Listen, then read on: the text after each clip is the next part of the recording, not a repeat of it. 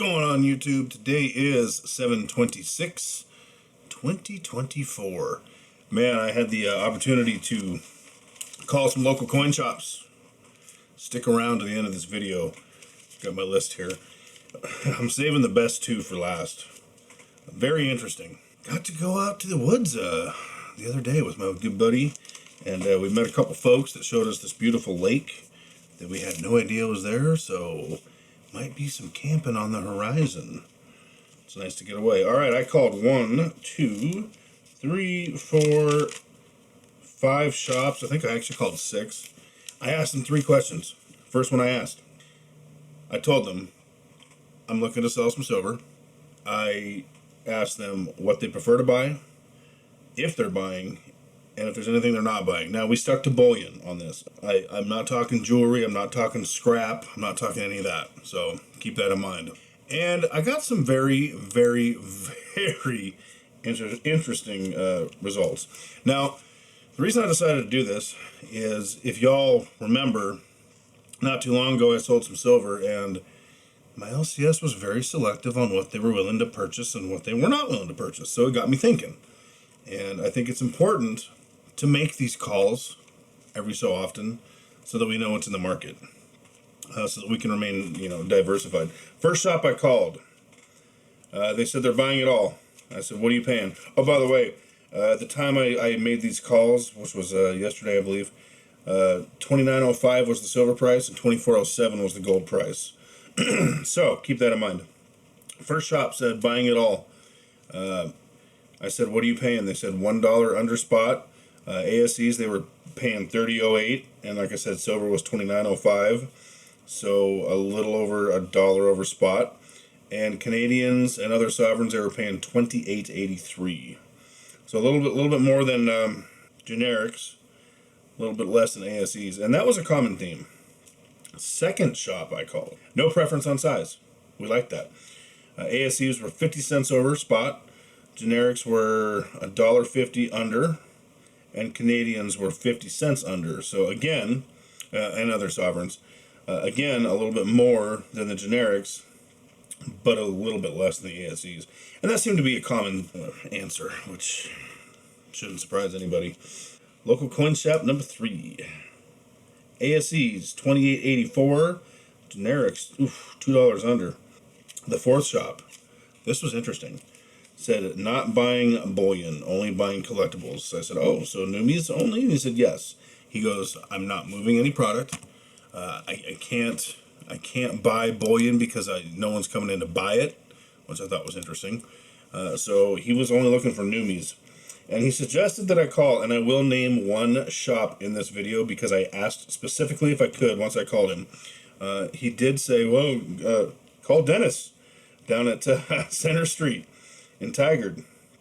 So I did, and we had a great conversation. And this taught me that I need to be diversified in my bullion and everything. And I talk a lot about that on this channel. Just speaking of diversification, Alaska Energy Metals Corporation has taken bold steps to meet the critical need for the U.S.-based nickel production.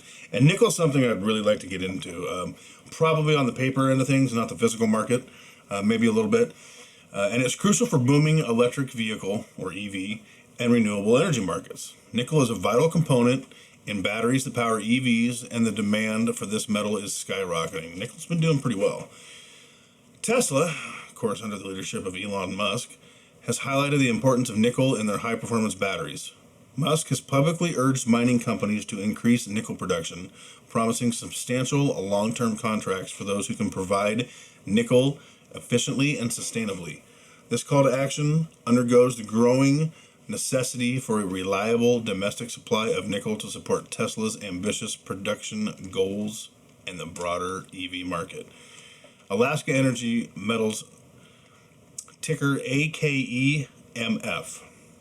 I will attach some information if you're looking to potentially get some exposure in the description below.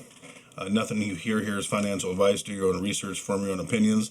This is just merely another vehicle I use to get where I want to go. Currently, the United States faces significant limitations in domestic nickel mining, heavily relying on imports to meet its needs. It seems to be a common theme these days. This dependency poses risks to supply chains and national security. Alaska Energy Metals aims to change the landscape with its flagship. Rich in nickel and other strategic metals in Alaska, providing a reliable domestic source to support our nation's energy infrastructure. Well, Alaska's been known for its rich mineral deposits, has it not? And rich metal deposits. Recent developments emphasize Alaska Energy Metals' potential. The company has seen impressive gains in the stocks on the TSX Venture Exchange, signaling strong market confidence. Their new drilling program prospects aims to expand nickel's resources, enhancing their capacity to meet the escalating demand. By focusing on domestic production, Alaska Energy Metals not only aims to reduce reliance on foreign imports, but also strengthen national security.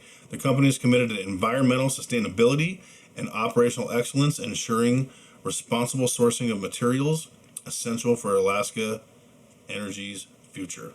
Investors and stakeholders are invited to explore Alaska Energy Metals projects and investment opportunities by visiting alaskaenergymetals.com. Alaska Energy Metals, powering the future of clean energy with homegrown resources. All right, let's get to the last two.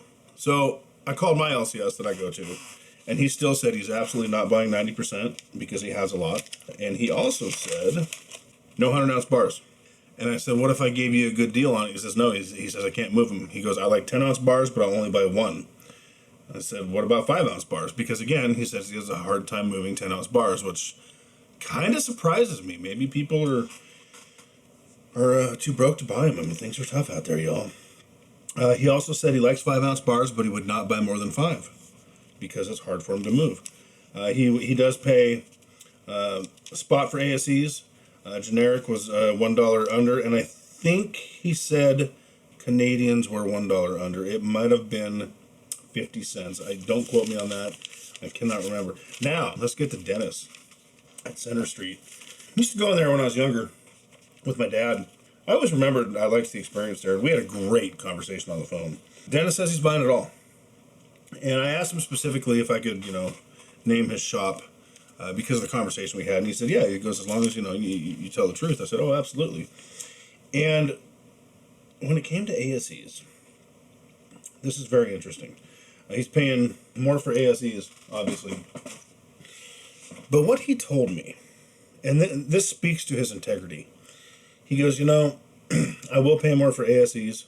He says, but if you're looking to offload generics or ASEs, and this is what really, really struck our conversation up, because if y'all have listened to me for any amount of time, you know how I feel about this.